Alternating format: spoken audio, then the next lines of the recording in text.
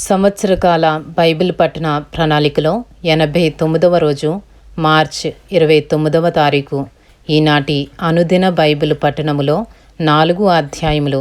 పాత నిబంధన గ్రంథము నుండి ఆదికాండము 8వ అధ్యాయము, 9వ అధ్యాయము, 10వ అధ్యాయము మరియు 11వ అధ్యాయము.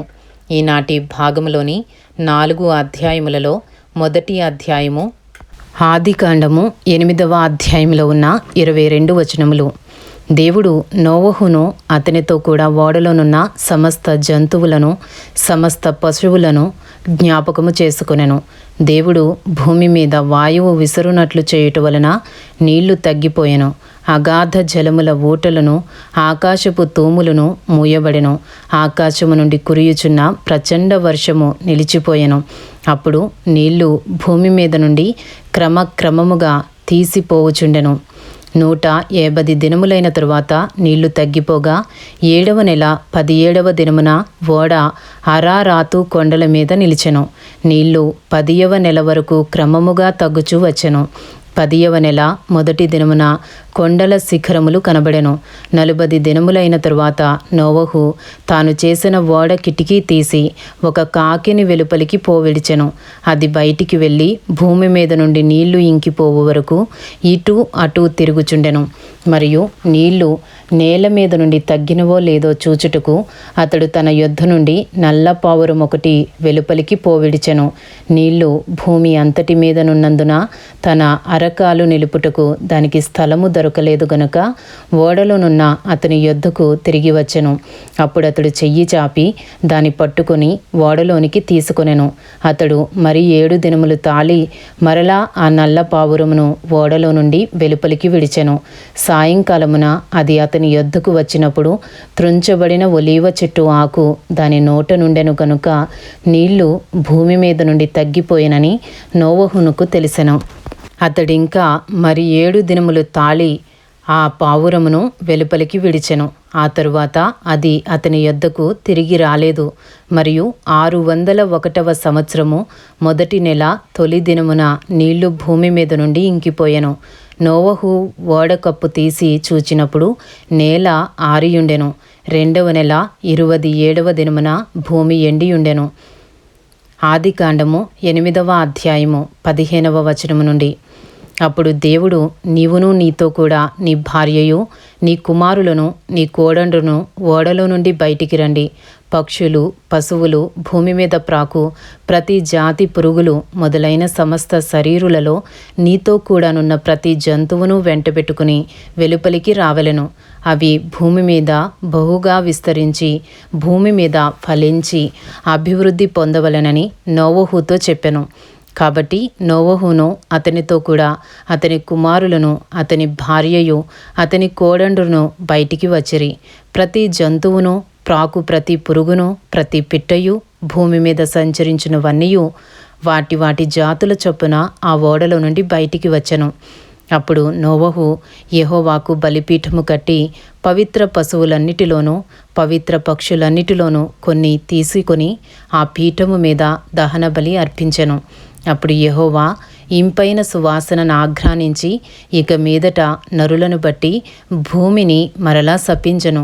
ఎందుకనగా నరుల హృదయాలోచన వారి బాల్యము నుండి చెడ్డది. నేనిప్పుడు చేసిన ప్రకారముగా ఇకను సమస్త జీవులను సంహరింపను. భూమి నిలిచియున్నంత వరకు వెదకాలమును కోతకాలమును శీతోష్ణములను వేసవి శీతాకాలములను రాత్రింబగళ్లను ఉండక మానవని తన హృదయములో అనుకొనెను. ఇంతటితో ఆదికాండము 8వ అధ్యాయంలో ఉన్న 22 వచనములు పూర్తి చేయబడినవి. ఈనాటి భాగములోని 4 అధ్యాయములలో 2వ అధ్యాయము ఆదికాండము 9వ అధ్యాయంలో ఉన్న 29 వచనములు. మరియు దేవుడు నోవహును అతని కుమారులను ఆశీర్వదించి, మీరు ఫలించి అభివృద్ధి పొంది భూమిని నింపుడి.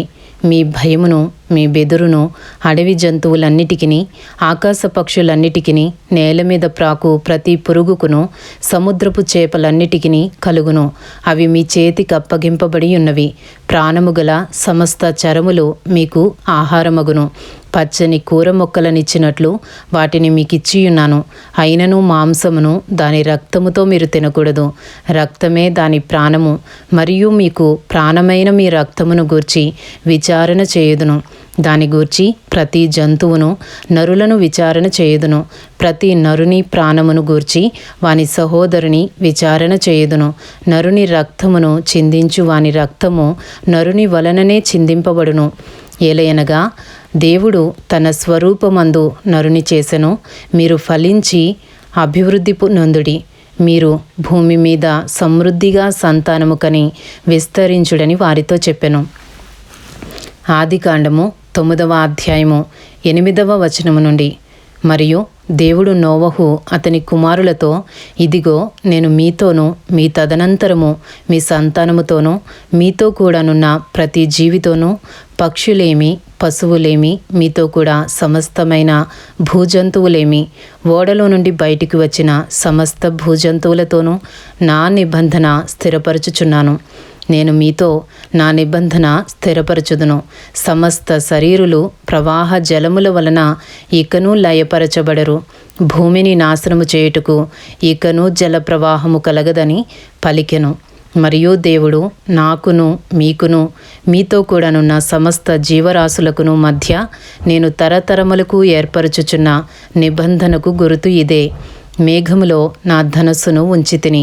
అది నాకును భూమికిని మధ్య నిబంధనకు గురుతుగా ఉండును. భూమిపైకి నేను మేఘమును రప్పించినప్పుడు ఆ ధనస్సు మేఘములో కనబడును.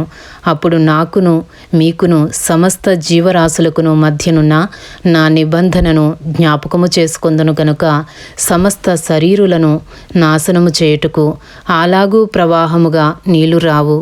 ఆ ధనస్సు మేఘములో ఉండును. నేను దాన్ని చూచి దేవునికిని భూమి మీదనున్న సమస్త శరీరులలో ప్రాణము గల ప్రతి దానికిని మధ్యనున్న నిత్య నిబంధనను జ్ఞాపకము చేసుకుందునెను.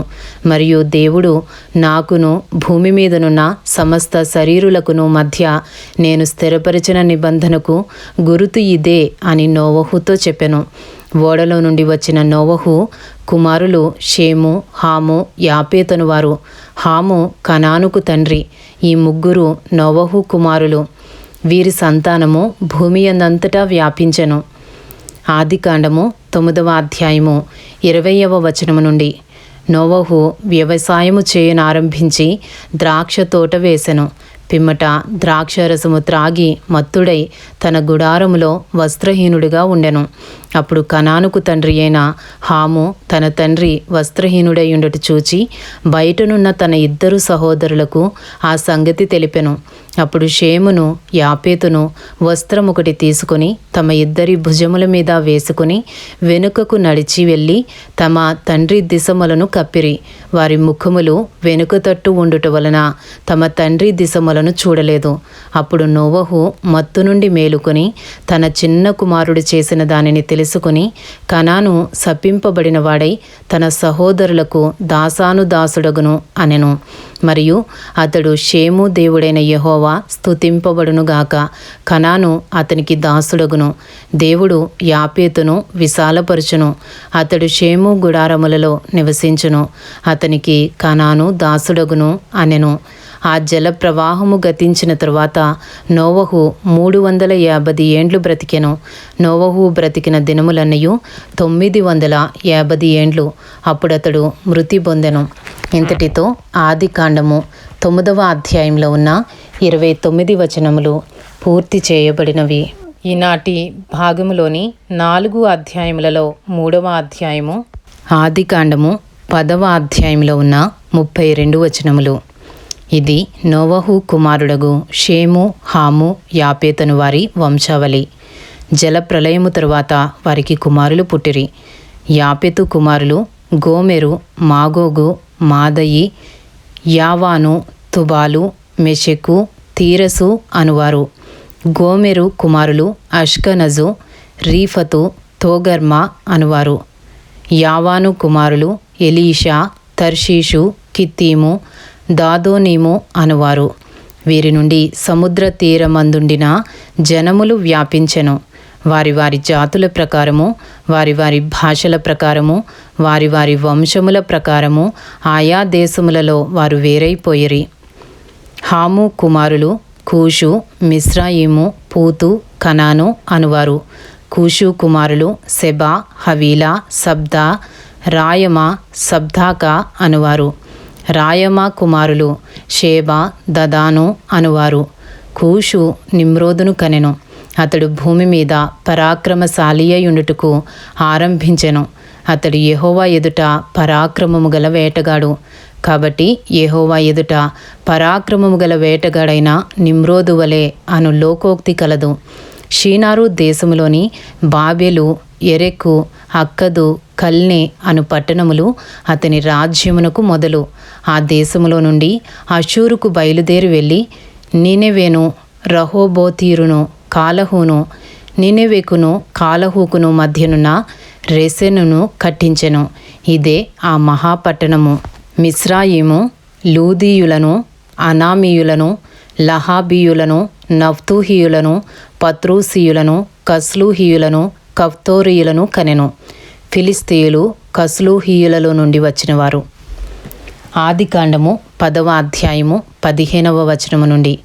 కనాను తన ప్రథమ కుమారుడగు సీదోనును, హేతును, యెబూసీయులను, అమేరీయులను, గిర్గాషీయులను, హివ్వీయులను, అర్కీయులను, సినీయులను, అర్వాదీయులను, సెమారీయులను, హమాతీయులను కనెను. తరువాత కనానీయుల వంశములు వ్యాపించెను.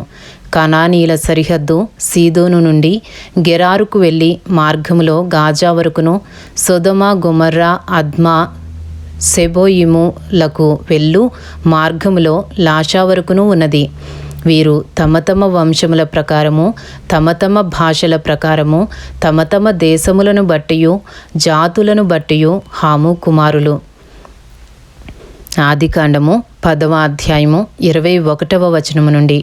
మరియు ఏబెరు యొక్క కుమారులందరికీ పితరుడును పెద్దవాడైన యాపెతు సహోదరుడు నగు షేముకు కూడా సంతానము పుట్టెను. షేము కుమారులు ఏలాము, అషూరు, అర్పక్షదు, లూదు, ఆరామను వారు. ఆరాము కుమారులు ఊజు, హూలు, గెతెరు, మాషాను వారు.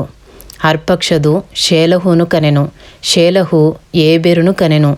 ఏబెరుకు 2 కుమారులు పుట్టిరి. వారిలో ఒకని పేరు పెలెగు. ఎలయనగా అతని దినములలో భూమి దేశములుగా విభాగింపబడెను. అతని సహోదరుని పేరు యొక్తాను. యొక్తాను అల్మోదాదును, షెలపును, హసర్మావెతును, ఎరహును, హదోరమును, ఊజాలును, దిక్లాను, ఓబాలును, అబీమాయెలును, షేబను, ఓఫీరును, హవీలాను, యోబాబును కనెను. వీరందరూ యొక్తాను కుమారులు. మేషా నుండి సపారాకు వెళ్ళు మార్గములోని తూర్పు కొండలు వారి నివాస స్థలము. వీరు తమ తమ వంశముల ప్రకారము, తమ తమ భాషల ప్రకారము, తమ తమ దేశములను బట్టియు తమ తమ జాతులను బట్టియు షేము కుమారులు. వారి వారి జనములలో వారి వారి సంతతుల ప్రకారము నోవహు కుమారుల వంశములు ఇవే. జల ప్రవాహము గతించిన తరువాత వీరిలో నుండి జనములు భూమి మీద వ్యాపించెను. ఇంతటితో ఆదికాండము 10వ అధ్యాయంలో ఉన్న 32 వచనములు పూర్తి చేయబడినవి. ఈనాటి భాగములోని 4 అధ్యాయములలో 4వ అధ్యాయము ఆదికాండము 11వ అధ్యాయంలో ఉన్న 32 వచనములు. భూమి యందంతటా ఒక్క భాషయు ఒక్క పలుకును ఉండెను. వారు తూర్పున ప్రయాణమైపోవచుండగా షీనారు దేశమందొక మైదానము వారికి కనబడెను. అక్కడ వారు నివసించి మనము ఇటికలు చేసి బాగుగా కాల్చుదుము రండని ఒకనితో ఒకడు మాట్లాడుకొనిరి. రాళ్లకు ప్రతిగా ఇటికలను, అడుసునకు ప్రతిగా మట్టికీలను వారికుండెను. మరియు వారు మనము భూమి యందంతటా చెదిరిపోకుండా ఒక పట్టణమును ఆకాశమునంటూ శిఖరము గల ఒక గోపురమును కట్టుకుని పేరు సంపాదించుకొందము రండని మాట్లాడుకొనగా యెహోవా నరుల కుమారులు కట్టిన పట్టణమును గోపురమును చూడదిగి వచ్చెను. అప్పుడు యెహోవా, ఇదిగో జనము ఒక్కటే, వారికందరికీ భాష ఒక్కటే, వారు ఈ పని ఆరంభించియున్నారు. ఇక మీదట వారు చేయదలుచు ఏ పని అయినను చేయకుండా వారికి ఆటంకమేమీ ఉండదు. గనుక మనము దిగిపోయి వారిలో ఒకని మాట ఒకనికి తెలియకుండా అక్కడి వారి భాషను తారుమారు చేయుదము రండని అనుకొనెను.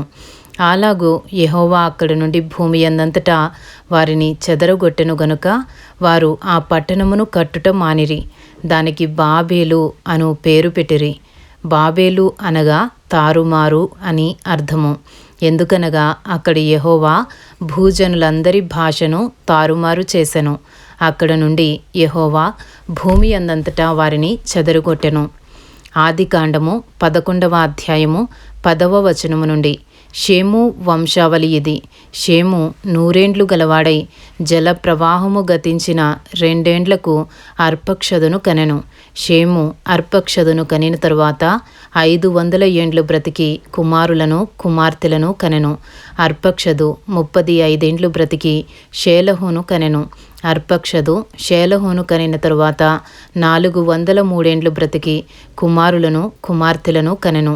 షేలహు 30 ఏండ్లు బ్రతికి ఏబెరును కనెను. షేలహు ఏబెరును కనిన తరువాత 403 ఏండ్లు బ్రతికి కుమారులను కుమార్తెలను కనెను. ఏబెరు 34 ఏండ్లు బ్రతికి పెలెగును కనెను. ఏబెరు పెలెగును కనిన తరువాత 430 ఏండ్లు బ్రతికి కుమారులను కుమార్తెలను కనెను. పెలెగు 30 ఏండ్లు బ్రతికి రయూను కనెను. పెలెగు రయూను కనిన తరువాత 209 ఏండ్లు బ్రతికి కుమారులను కుమార్తెలను కనెను. రయు 32 ఏండ్లు బ్రతికి సెరూగును కనెను. రయు సెరూగును కనిన తరువాత 207 ఏండ్లు బ్రతికి కుమారులను కుమార్తెలను కనెను. సెరూగు 30 ఏండ్లు బ్రతికి నాహోరును కనెను. సెరూగు నాహోరును కనిన తరువాత 200 ఏండ్లు బ్రతికి కుమారులను కుమార్తెలను కనెను. నాహోరు 29 ఏండ్లు బ్రతికి తెరహును కనెను. నాహోరు తెరహును కనిన తరువాత 119 ఏండ్లు బ్రతికి కుమారులను కుమార్తెలను కనెను. తెరహు 70 ఏండ్లు బ్రతికి అబ్రామును నాహోరును హారానును కనెను. తెరహు వంశావళి ఇది. తెరహు అబ్రామును నాహోరును హారానును కనెను. హారాను లోతును కనెను. హారాను తాను పుట్టిన దేశమందలి కల్దీల ఊరను పట్టణములో తన తండ్రి అయిన తెరహు కంటే ముందుగా మృతి పొందెను. అబ్రామును నాహోరును వివాహము చేసుకునిరి. అబ్రాము భార్య పేరు సారాయి. నాహోరు భార్య పేరు మిల్కా. ఆమె మిల్కాకును ఇస్కాకును తండ్రి అయిన హారాను కుమార్తె. సారాయి గొడ్రాలై ఉండెను. ఆమెకు సంతానము లేదు.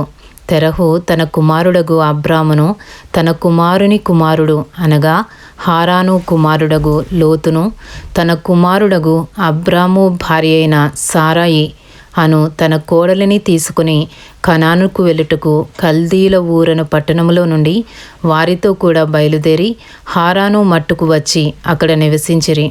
తెరహు బ్రతికిన దినములు 205 ఏండ్లు. తెరహు హారానులో మృతి పొందెను. ఇంతటితో ఆదికాండము 11వ అధ్యాయంలో ఉన్న 32 వచనములు పూర్తి చేయబడినవి.